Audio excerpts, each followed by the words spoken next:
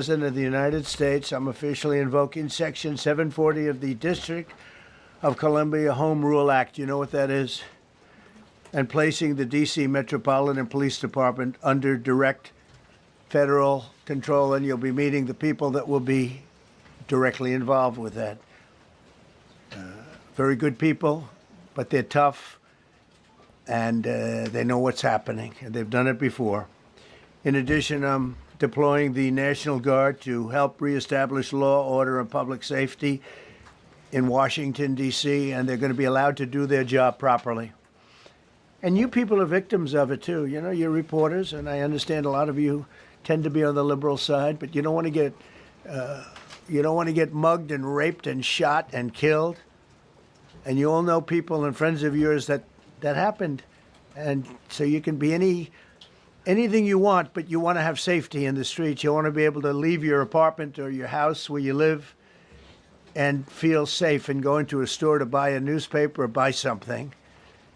And you don't have that now. The murder rate in Washington today is higher than that of Bogota, Colombia, Mexico City, some of the places that you hear about as being the worst places on earth, much higher. This is much higher. The number of car thefts has doubled over the past 5 years, and the number of carjackings has more than tripled. Murders in 2023 reached the highest rate probably ever. They say 25 years, but they don't know what that means because it just goes back 25 years. Can't be worse. Our capital city has been overtaken by violent gangs and bloodthirsty criminals, roving mobs of wild youth, drugged out maniacs and homeless people. And we're not going to let it happen anymore. We're not going to take it. Just like we did on our southern border. Nobody comes through our southern border anymore. 3 months in a row, we had zero. I don't know if that's right, but the people that do the work, it's a very liberal group of people, actually, and they actually said zero for the last 3 months. Nobody thought a thing like that was possible. And, you know, when you take a look at numbers, I just saw some charts. These are different cities throughout the world. Red is, okay, the red is a place called Washington, D.C. Look at these. Baghdad we doubled up on Baghdad. Panama City, Brasilia, San Jose, Costa Rica, Bogota, Colombia, heavy drugs. Mexico City, I mentioned, Lima, Peru, all double and triple what they are. So do you want to live in places like that? I don't think so. I don't think so. And I think the people in this room, if you wrote correctly, you'd see, look at the kind of numbers we have. D.C., 41 per 100,000, number one that we can find anywhere in the world. Other cities are pretty bad, but they're not as bad as that. Is that where you want to live? The reporters of the world? Juvenile offenders and crimes against persons, as they say. It's getting worse. Not getting better, it's getting worse. And we had a recent indication. There was a story about a man who was just left. He quit because he was asked to do phony numbers on crime. And we're going to look into that. I think Pam is going to be looking into that. But he was asked by the city, I guess, that we don't want to show the real numbers. Let me do numbers so it looks like it's going down. Not going down. And under Biden, it was a disaster. And nobody did anything about it. We're going to do things about it like you wouldn't believe. Every American has a constitutional right to be able to access and petition their government in safety, and countless federal officials and employees likewise have the right to carry out their jobs in peace without being shot. As you know, I lost a very good person a while ago, was shot waiting for his wife. He was in the car. They robbed his car. They shot him. They killed him like it was nothing to it.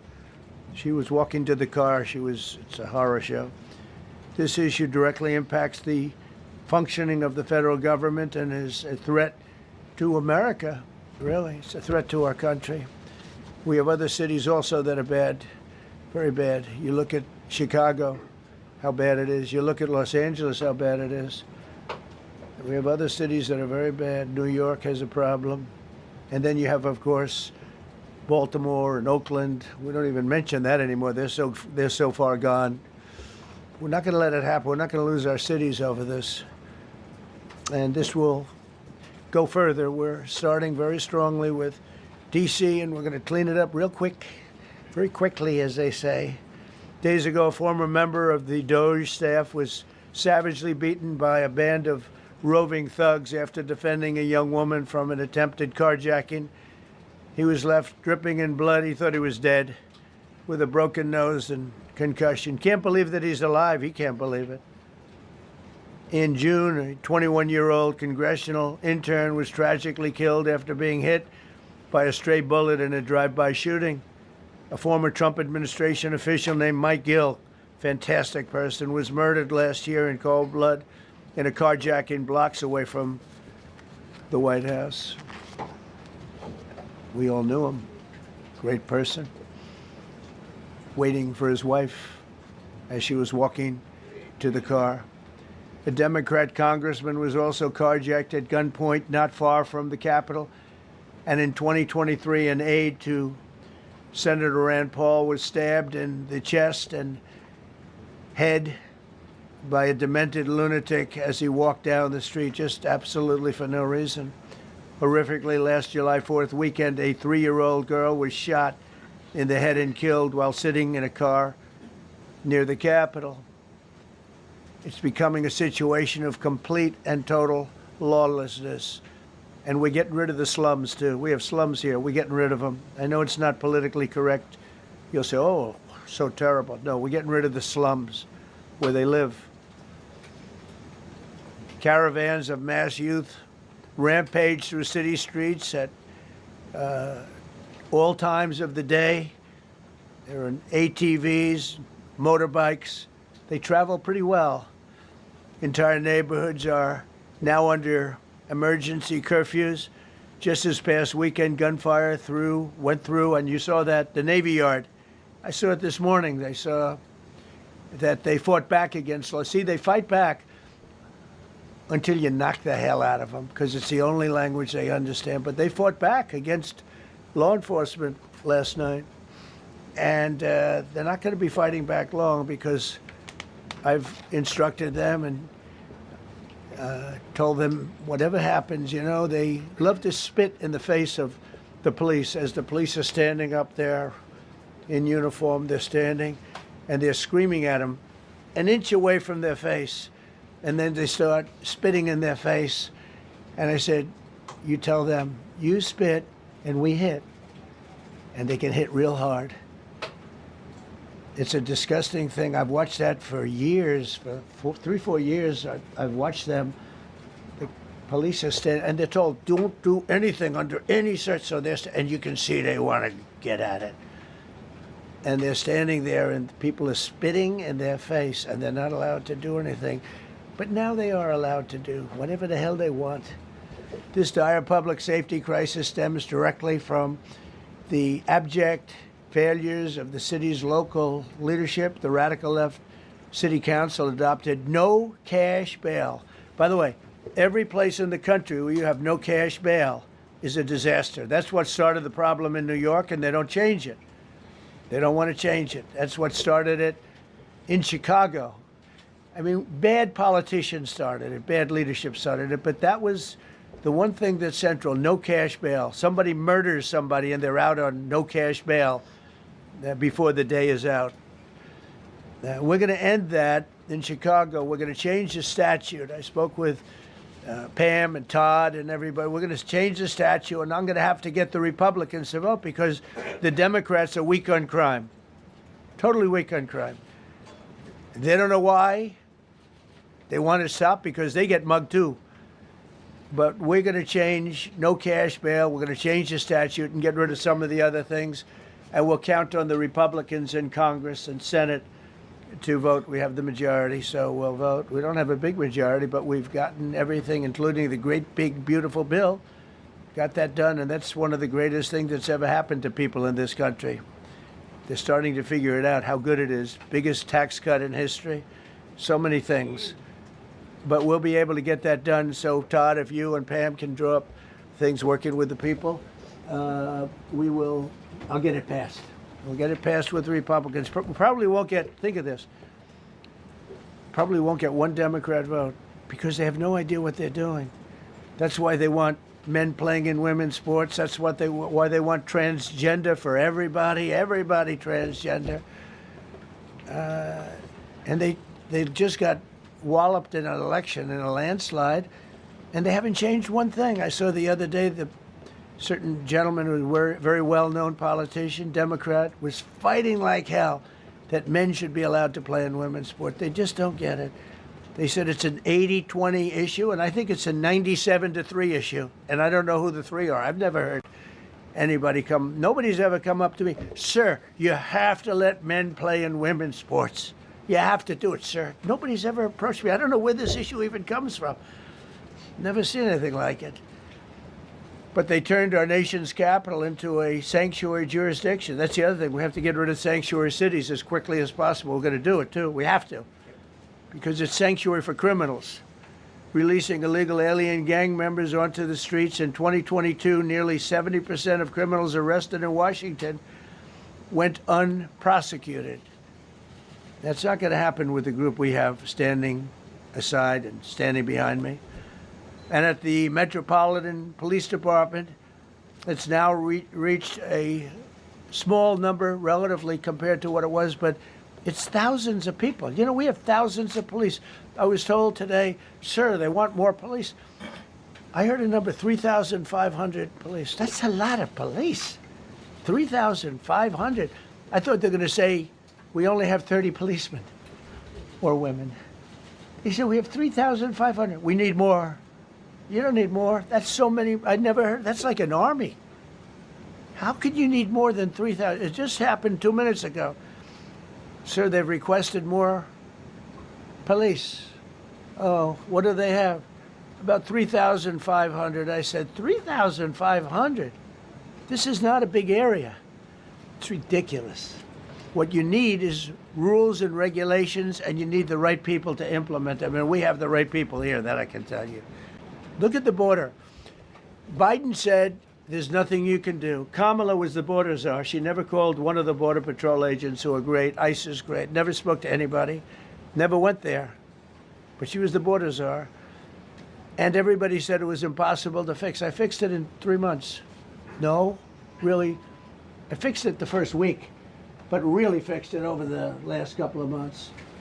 And I mean, literally to a point where, as I said, 0 illegals entering our country in the last 90 days. Pretty amazing. It's time for dramatic action. We're going to do the same thing over here. It's going to be a very safe city very soon. We're not looking to take years, because a lot of people die in years. And we've got incredible people in this country, except we have to allow them to do their job. And that we will deliver like nobody's ever delivered before. I actually think it's easy. You know, if you're competent, it's easy. If you're incompetent, it's impossible. But I'm very competent. Last week, my administration surged 500 federal agents into the district, including from the FBI, ATF, DEA, Park Police, the U.S. Marshal Service, the Secret Service, and the Department of Homeland Security. You know, a lot of nations, they don't have anything like that. They got some police, and they're rough police. They don't have DEA, ATF, FBI, Park Police, the U.S. Marshal Service, Secret Service, Department of Homeland Security. They got some police, but they're rough police, and they do their job. They don't have crime. We're not going to have crime either. They made dozens of arrests, and that's what starts to happen. Again, cashless bail.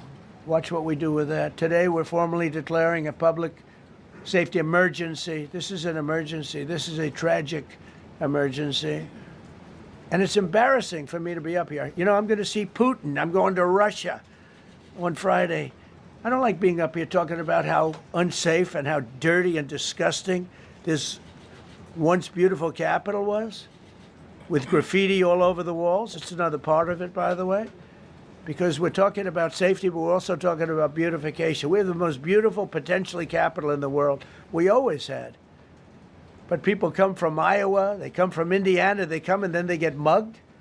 Not going to happen. Keep coming, because by the time you get your trip set, it's going to be safe again, and it's going to be clean very quickly.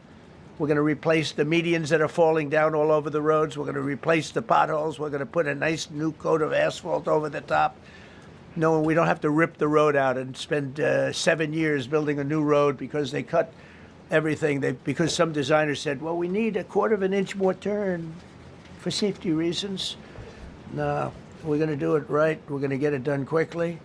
So today we're declaring public safety emergency in the District of Columbia, and Attorney General Pam Bondi, who's fantastic, is taking command of the Metropolitan Police Department as of this moment. And I'll be making the appropriate notifications to Congress and to the mayor, our new DEA administrator, who's one of the top in the country. He better be Terry. If you're not, I'm going to get rid of you so fast. Terry Cole. Terry, thanks. Very good. We just got him, most highly recommended person. And you'll be designated as the interim federal commissioner of the Metropolitan Police Department. Okay? And you run them tough. They're good. You have a lot of good people. You have people that shouldn't be there. You also have people that shouldn't be there. They got in there because of woke. But you have a lot of great police. And those people are the ones that want to help you. This city will no longer be a sanctuary for illegal alien criminals. We will have full, seamless, integrated cooperation at all levels of law enforcement, and we'll deploy officers across the district with an overwhelming presence. You'll have more police, and you'll be so happy because you'll be safe. When you walk down the street, you're going to see police, or you're going to see FBI agents. We're going to have a lot of agents on the streets. You're going to have a lot of essentially military, and we will bring in the military if it's needed. By the way, we're going to have National Guard, but Pete Hegseth will tell you about it. We will bring in the military if needed. People say, "Oh, that's so terrible. He's going to bring in." It's been used many times over the years. I don't think we'll need it. I think we've got so many great people, including the people that are in the police department with proper leadership. They'll immediately begin massive enforcement operations targeting known gangs, drug dealers, and criminal networks to get them the hell off the street, maybe get them out of the country, because a lot of them came into our country illegally. They shouldn't have been allowed in. They come from Venezuela. They come from all over the world. We're going to get them the hell out. They won't be here long. But some of these people, a lot of them, are homegrown criminals. And these are bad people. These are rough people. And this is just a list of some of the people that were given to me today that were criminals removed from the D.C. streets this weekend. They were rough and tough, but we're rougher and tougher. Look at these people here. Nothing, you know. They're not going to be your local school teacher. Look at this guy. He has killed people numerous times. They're not going to be an asset. They will never be an asset to society. I don't care. I know we all want to say, oh, they're going to be rehabbed. It's not going to be rehabbed. I'm going to ask Doug Burgum to come up and say a couple of words because he's in charge, as you know. He's Interior, but he's in charge of the U.S. Park Police. And I've heard so many great things about the Park Police. They're proud of it. They've been there for a long time. Their families oftentimes grow into the roles. They love the country. They love this area. So, Doug, could you say a few words, please? Thank you, Mr. President.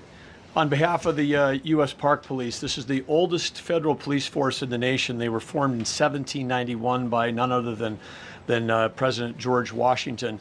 They've got the awesome responsibility of protecting our nation's most sacred monuments.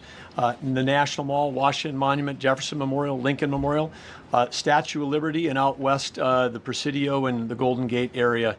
These folks have tens of millions of visitors a year, the kind of people that President Trump's talking about that come from around the country and around the world to see our sacred and learn about our history and our sacred monuments.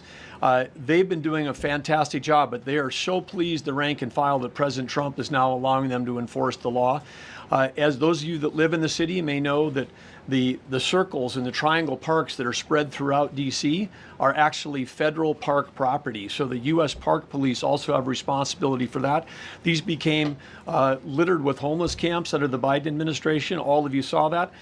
Since President Trump's executive order on March 27th, making D.C. safe and beautiful again, the U.S. Park Police have removed over 70 homeless camps. And President Trump also talked about beautification. They're stopping and enforcing the laws against graffiti on our monuments. They've removed over 80 specific attacks against our history with graffiti on our monuments. So they continue to do a great job, whether it's in their vehicles, on foot, or on the mounted police that you see around the National Mall. And President Trump, they thank you. The rank and file is so happy to be enforcing the law again. Thank you for your leadership.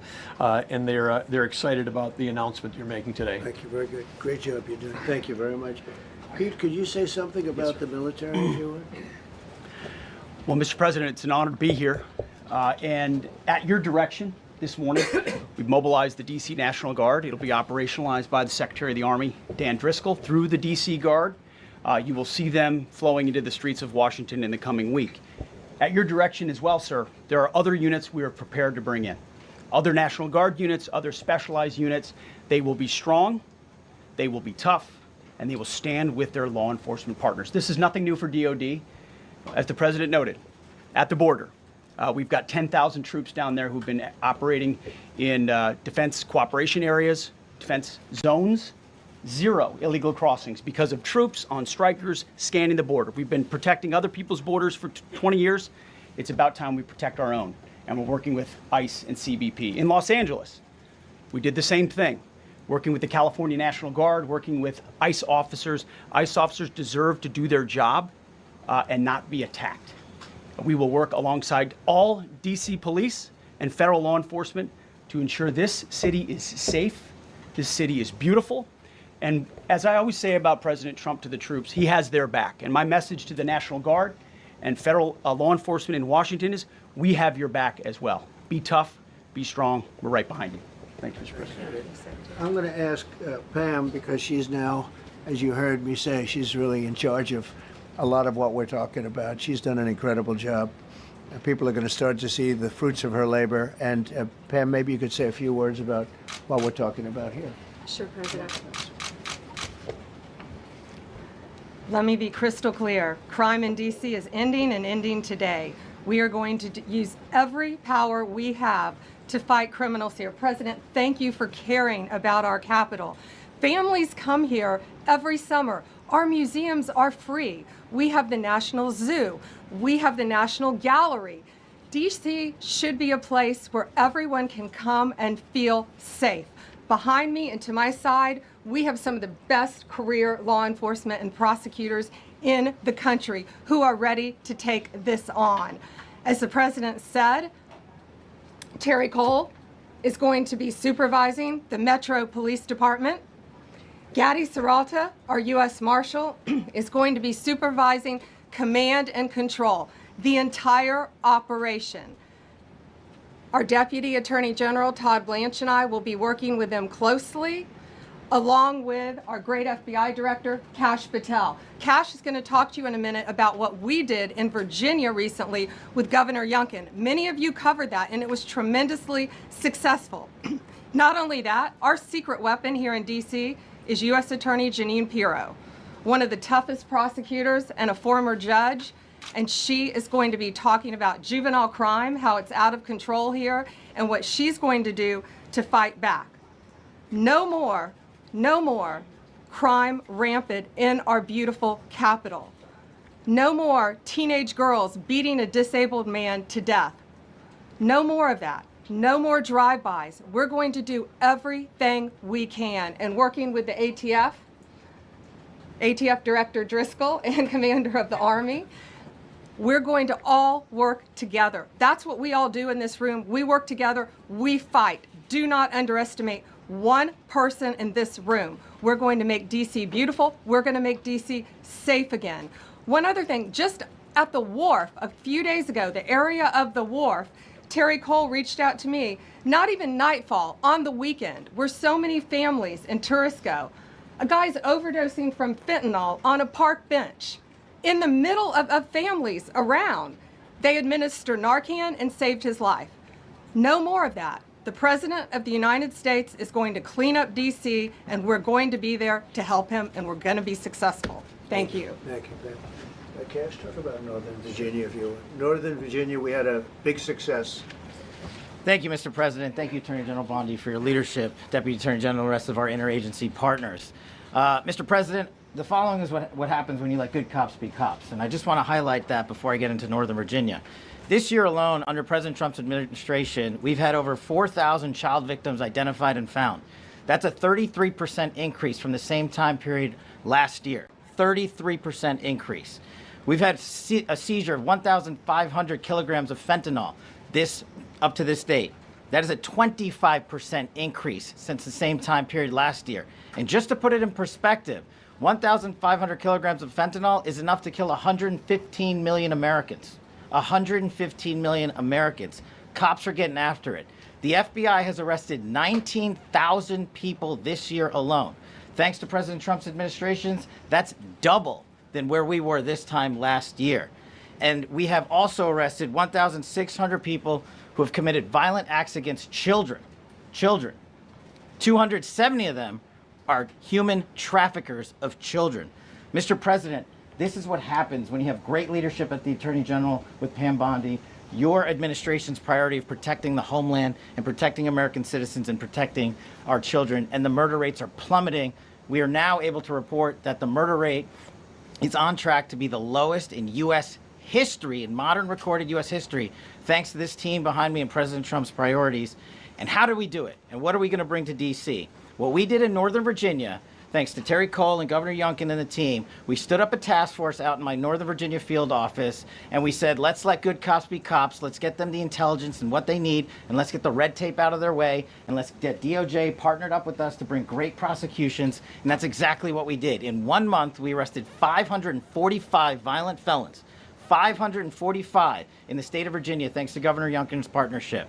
And that simplicity in law enforcement is what's coming to Washington, D.C. When you let good cops be cops, when you give them the intel they need, when you work with our Homeland Security Task Force, when you work with Terry and Gaddy and I go way back to Miami, these guys are great leaders of the respective departments and law enforcement capacities. And when you have the DOJ and President Trump driving behind this mission, we are going to clean up Washington, D.C., and we're going to do it the right way, the lawful way, and we're going to make sure Washington, D.C. is safe again. Thank you, Mr. President. Thank you, Attorney General. Thank you very much. Good job. Thank you, Cash. So the process begins right now. It actually started over the weekend, and we confronted a lot of very bad people. But it's going to be something that will be pretty amazing to you as you watch it. And I think most of you say it's a beautiful thing to do it right. We're going to be removing homeless encampments from all over our parks, our beautiful, beautiful parks, which now a lot of people can't walk on. They're very dirty, we got a lot of problems. But we've already started that. We're moving the encampments away, trying to take care of people. Some of those people, we don't know how they even got there. Some of those people are from different countries, different parts of the world. Nobody knows who they are. They have no idea, but they're there. We're getting rid of the people from underpasses and public spaces from all over the city. There are many places that they can go, and we're going to help them as much as you can help. But they'll not be allowed to turn our capital into a wasteland for the world to see. The Metropolitan Police Department and the federal authorities will be supported in the effort, a really big effort, the 800 D.C. National Guardsmen that we'll put on, and much more if necessary, much more.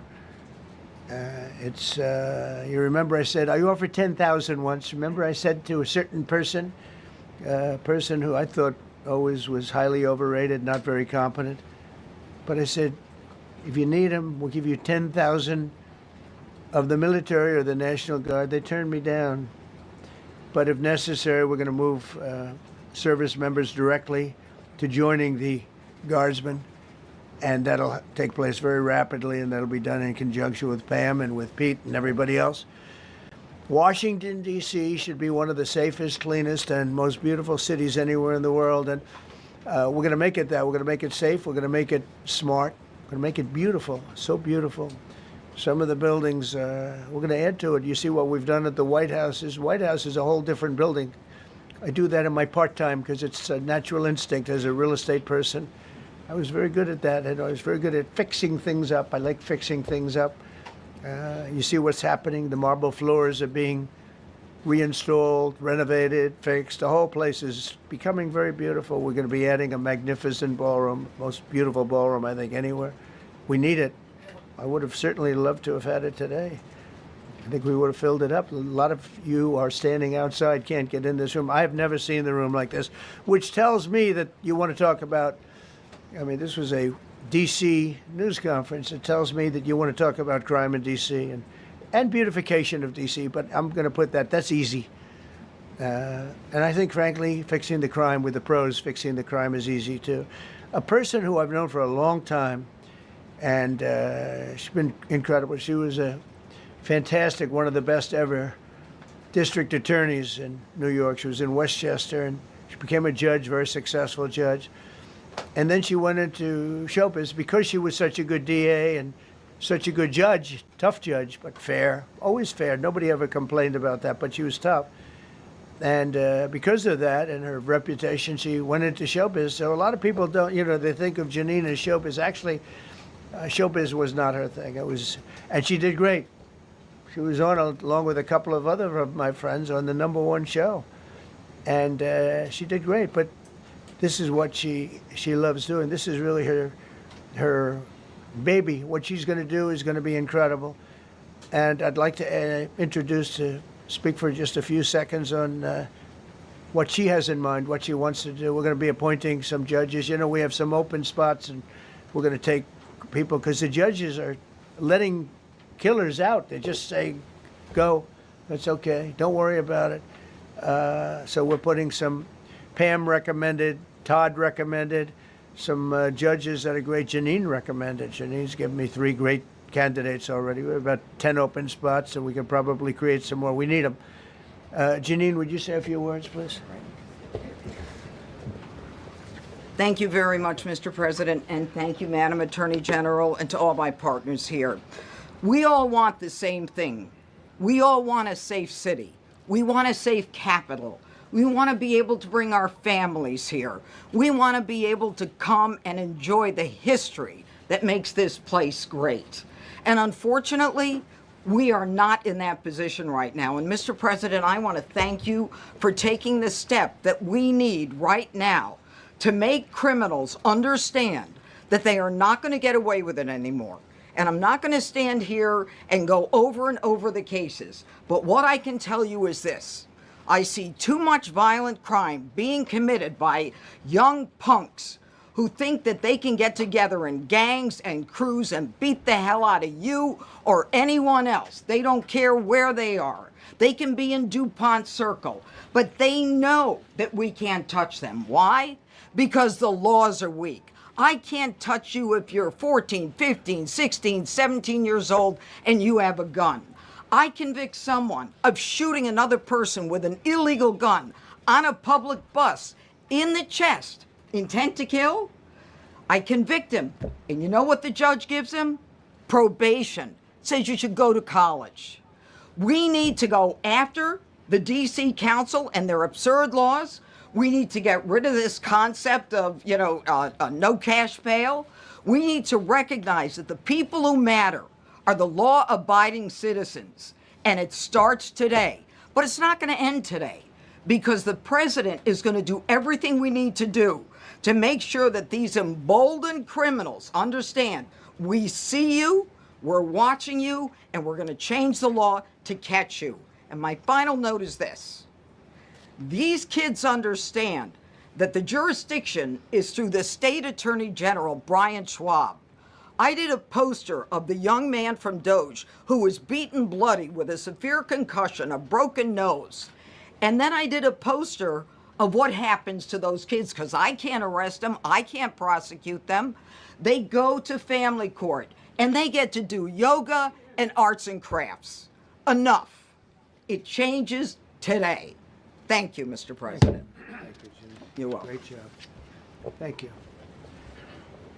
If I could, I just signed some executive orders. I'd like to have Will please come up and we'll let the people know what we signed. Do you want to put them down? Yes, sir. Go ahead. A short while ago in the Oval Office, President Trump signed 2 crucial executive actions to deal with the emergency crime conditions we currently face in the District of Columbia. The first of these was an executive order, as President Trump said before, invoking his powers under Section 40 of the Home Rule Act to take federal control of the D.C. Metropolitan Police Department. Along with that executive order, President Trump signed the statutorily required notification letters to Mayor Bowser and to the relevant House and Senate committee leaders. The second major executive action that President Trump signed was a presidential memorandum directing the Secretary of Defense to utilize the National Guard to address the conditions we see on our streets here in D.C. It also authorized the Secretary of Defense to work with state governors to utilize their National Guard units if necessary as well. These are bold, decisive steps intended to combat the out-of-control crime conditions we've seen on D.C.'s streets for far too long, and I, for one, am deeply proud to be part of an administration that's finally coming to terms with these issues, sir. Thank you very much. Sir. Thank you. So, just to conclude, Washington, D.C. should be one of the safest, cleanest, most beautiful places anywhere in the world. It was years ago.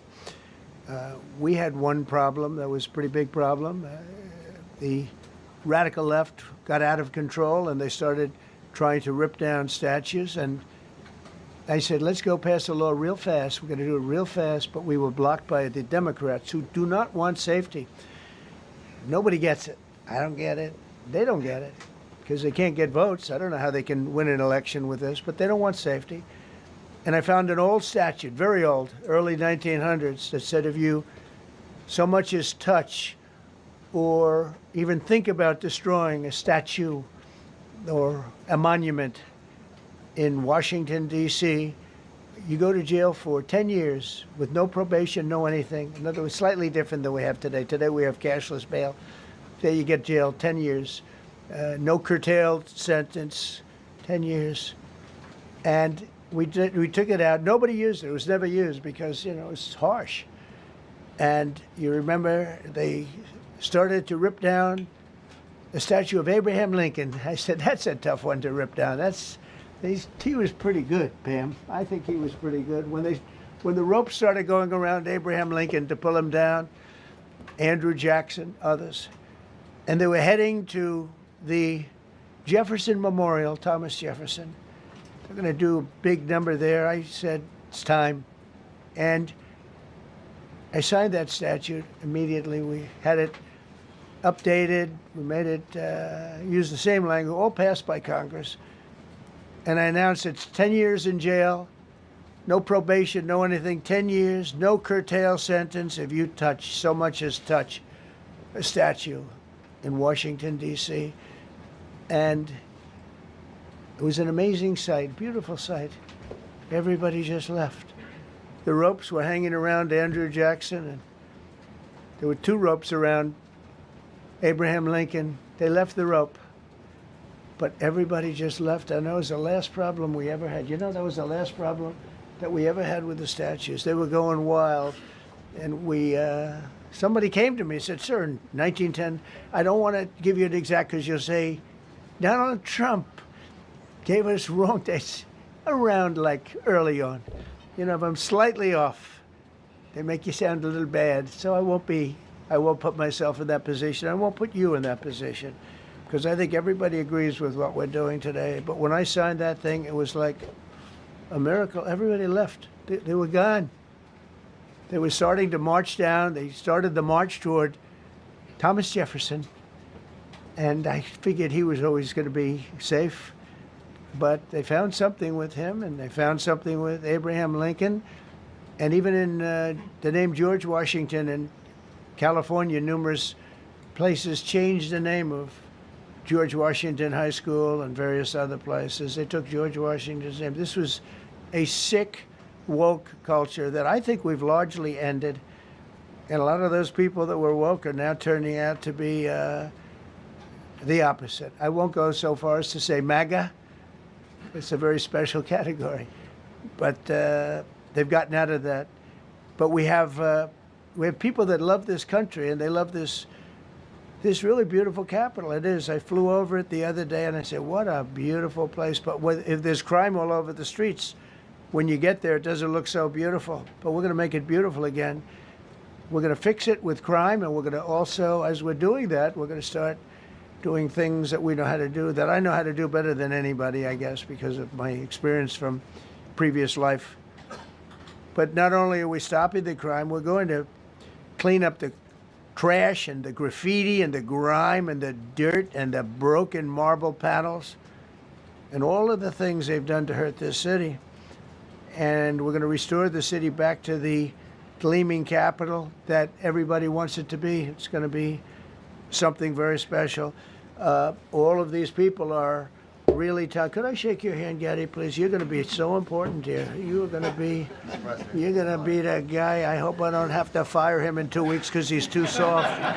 I don't think he's too soft. If I do, I will, though. Is it okay? If you're soft, weak, and pathetic, like so many people, I will fire you so fast.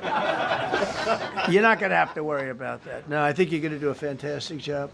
And everybody in this room, they may not express it, but they all want that to happen. You know, they want to be safe, and they have families too. So it's an honor to have such a large group. I've done this for years now, hard to believe. I've never seen this room so packed. In fact, I'm sure it's a violation of every fire code. But we'll let you stay anyway. You're taking a chance. And with that, we'll say, maybe if you could, oh, wow. We could be here all day long. If we could keep the first questions, perhaps, to this subject, and then we'll go on to a few others. Please. Mr. President, thank you so much. Can you talk about how personal of an issue this is? You talked about flying over the Washington Monument and seeing the pride of what D.C. is, and do you believe that the status of the city, the cleanliness, the way that crime is low, is a direct reflection on how the country is run? Yeah, I do. I think the Capitol, look, everyone comes here. They're all coming. All the leaders, they're all wanting to come. And I say it, I've said it again, but I'm really just quoting other leaders from NATO, from the Middle East, King of Saudi Arabia, Qatar, UAE. I was over there. We brought back $5.1 trillion of investment into our country. But a month and a half ago, I was at NATO. We had a great thing. They agreed to put up 5% instead of 2%. 2% they didn't pay, 5% is already paid. We had a great meeting, and they all said the same thing. They said our country was dead. They thought our country was gone. 1 year ago, they said your country was dead.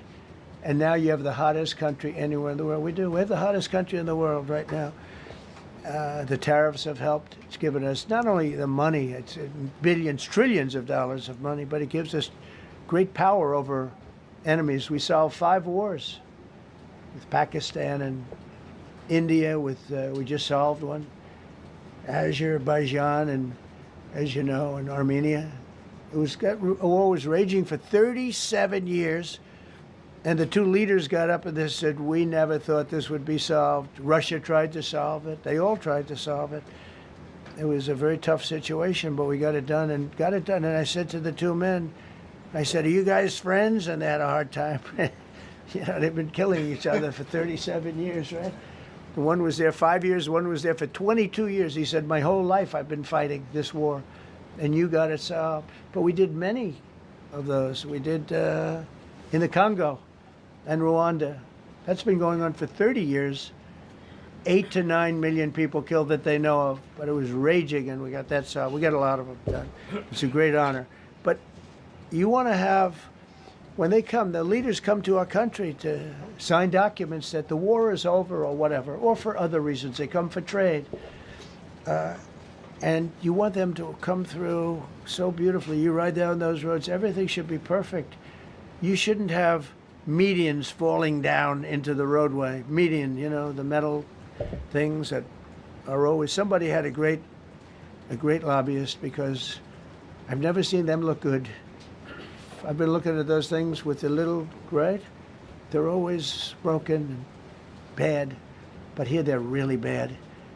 And we're going to either put new or fix it. And it's not expensive. It's not really expensive. And we're going to fix our roads a little bit. We're going to clean up our sidewalks. You have countries where every Saturday, the people go out and they wash their sidewalks in front of their stores or their houses. They scrub their sidewalks. So we aren't quite at that level yet. I don't think, Gaddy, we're not quite there yet, but maybe we will. They go out and they scrub. I think it's so beautiful to hear that and to see those stories. But we're going to make it clean. But just to finish with your question, it's a very, very strong reflection of our country. And when they see a bad city, you know, my father always used to tell me, I had a wonderful father, very smart, and he used to say, son, when you walk into a restaurant and you see a dirty front door, don't go in, because if the front door is dirty, the kitchen's dirty also. Same thing with the Capitol. If our Capitol's dirty, our whole country is dirty, and they don't respect us. So it's a very good question, actually. Mr. President, sorry. Question for you on the specific issue. Do you expect more cities to follow DC's path if this goes through? So the idea is that Chicago, LA, San Francisco, would they expect similar action what we've seen in DC? And the other question, sir, there's reporting that the administration is going to reclassify marijuana. Would that send mixed messages that if marijuana is okay, some drugs are okay, but we're trying to clean up crime? How do they go hand in hand? We're only looking at that. That's early, but you know, somebody reported it, which is fine. We're looking at it. Some people like it, some people hate it. Some people hate the whole concept of marijuana because if it does bad for the children, it does bad for people that are older than children. But we're looking at reclassification, and we'll make a determination over the next few weeks. And that determination hopefully will be the right one. It's a very complicated subject, the subject of marijuana. I've heard great things having to do with medical, and I've had bad things having to do with just about everything else. But medical and, for pain and various things, I've heard some pretty good things, but for other things, I've heard some pretty bad things. The other part of your question, I mean, we're just going to see what happens with it all. We're going to have a tremendous success in what we're doing. Other cities are hopefully watching this. They're all watching, just like everyone's watching here. They're all watching, and maybe they'll clean up, and maybe they'll do this and get rid of the cashless bail thing and all of the things that caused the problem. I mean, if you go back, this whole thing with cashless bail is a disaster. So many problems came that we never had before. So they're watching us today, and if they don't learn their lesson, if they haven't studied us properly, because we're going to be very successful. I have zero doubt about that. It's going to be. It's a question of will it be really fast, like the border. You know, everyone said, they used to say, Biden used to say, I need legislation. I didn't get any legislation. I called up our people, and we did a great job. Tom Homan was great. As you know, our secretary did a great job. They did a great job. There's no games. They didn't play games. And we're going to have the same thing here. But then I'm going to look at New York in a little while. Let's do this. Let's do this together. Let's see. It's going to go pretty quickly. And if we need to, we're going to do the same thing in Chicago, which is a disaster. We have a mayor there who's totally incompetent. He's an incompetent man. And we have an incompetent governor there. Pritzker's an incompetent. His family threw him out of the business, and he ran for governor. And now I understand he wants to be president. But I noticed he lost a little weight, so maybe he has a chance. You know, you never know what happens. But Pritzker's a gross incompetent guy, thrown out of the family business. But when I look at Chicago and I look at L.A., if we didn't go to L.A. 3 months ago, L.A. would be burning like the part that didn't burn. If he would have allowed the water to come down, which I told him about in my first term, I said, you're going to have problems, let it come down. We actually sent in our military to have the water come down into L.A. They still didn't want it to come down after the fires. But that was it. We have it coming down. But hopefully L.A. is watching. That mayor also. The city's burning. They lost like 25,000 homes. I went there the day after the fire. You were there, and I saw people standing in front of a burned down home. Their homes were incinerated. They weren't like, even the steel was literally, it was all warped and literally disintegrated because of the winds and the flame and the whole thing, like a blowtorch. They were standing on this beautiful day, maybe a couple of days after. We gave it a little time because what they had suffered, almost 25,000 homes. And you see what's happening now. They didn't give their permits. I went to a town hall meeting. I said, we're going to get you the federal permits, which are much harder. Almost immediately, Lee Zeldin is a star. He did an incredible job. They have all their federal permits. They don't have their city permits. And the mayor said to me, we think we could have them in 2 years. I was walking down the street, and I met with firemen and police. And I was saying hello to many people that were standing in front of their homes with yellow tape. You can't go in. You can't go onto the lot. And those people wanted to start rebuilding their homes then and there. And the mayor said, we should be able to get them the permits within 2 years. I said, that's a shame. 2 years? Are you kidding? I'm going to get them the federal permit like almost immediately. 2 years. And she drew it back. Well, maybe 1 year. The place was booing her out of the place. They don't have their permits to build their homes. And now they're talking about putting, this is among the most beautiful areas in the country. Now they're talking about putting low-income housing there. Can you believe this? I love low-income housing. I made money with low-income housing. I built low-income housing. I know more about low-income housing and luxury housing. I know about everything real estate. They want to replace some of those homes with low-income housing. They haven't gotten their permits yet. We've gotten all the federal permits, which are much tougher to get, and it was done almost immediately through Lee Zeldin and Federal Environmental. And I watched the other day, those people are angry. And now, you know, they had they loved that area. They loved the whole big area, different places, but they loved it. It was all luxury stuff and beautiful stuff, and some wasn't that luxury, but the level of love for that neighborhood, their neighborhoods, was incredible. And you know what? I watch people on television, they want to go, they want to leave. They've lost their spirit, they've lost their heart, because the mayor's incompetent. And Gavin Newsom is incompetent. He's got a good line of bullshit, but that's about it. He's incompetent. And you have Los Angeles is, you know, it's amazing. You know, the first thing I did, I got the Olympics to go there. I was the one that got it.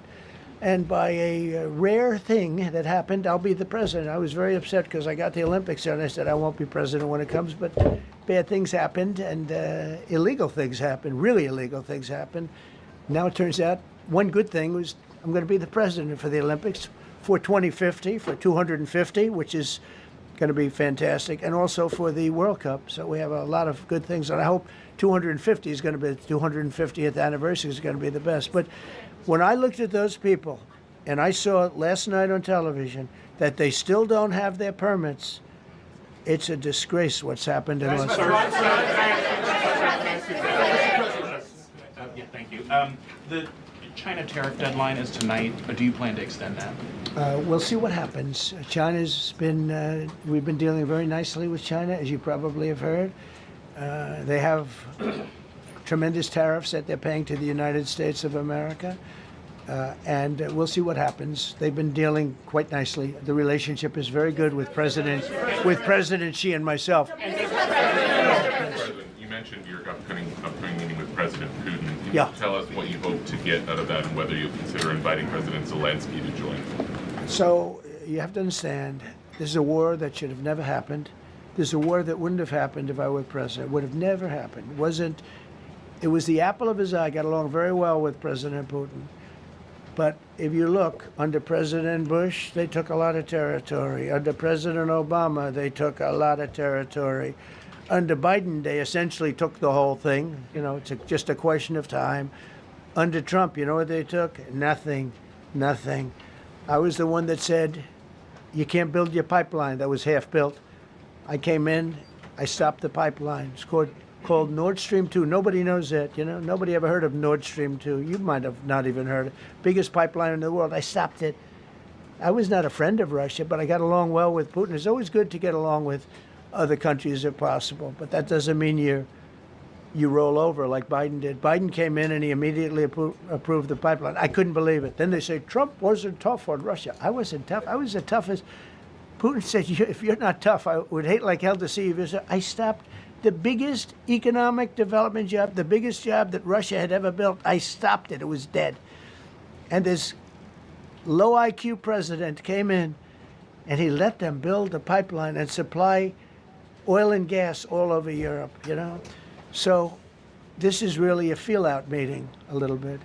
And President Putin invited me to get involved. He wants to get involved. I believe he wants to get it over with. Now, I've said that a few times, and I've been disappointed because I'd have like a great call with him, and then missiles would be lobbed into Kiev or some other place, and you'd have 60 people laying on a road dying.